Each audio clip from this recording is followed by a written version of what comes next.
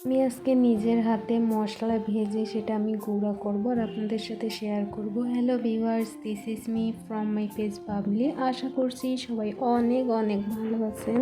এখানে আমি সব মশলাগুলো ভালো করে ভেজে নিছি, এরপর আমি ব্লেন্ড করব। তো আমার ব্লেন্ড করা একদম শেষ। তো সন্ধ্যার দিকে একটু বাহিরে বের হব।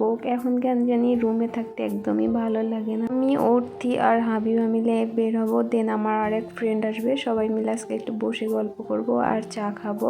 চা না খেলে একদমই আমার ভালো লাগে না। এই তো আমি অর্থির রুমে চলে আসলাম আর সে সেজে গুজে আমার জন্য বসে আছে। আমি আর অর্থি মিলে অনেক অনেক মজা করতেছিলাম। আর আপনারা তো অর্থিকে সবাই চেনেন। তো এরপরে অর্থি ভিডিও করে দিচ্ছিল। আমাদের বাসার কালারটা হচ্ছে চকচকে চকমকো, মানে জলে লাইট আর কি। আর আমাদের বাসার নিচেই কিন্তু সব রেস্টুরেন্ট। তো আমরা এখানে চলে আসলাম অফ জোনে, এখানে এসে বসে আছি আর আমি একটু একটু করে ভিডিও করে নিচ্ছিলাম। সন্ধ্যা হলে এখানে সবার চায়ের আড্ডা জমে আর সবাই গান বলে এখানে।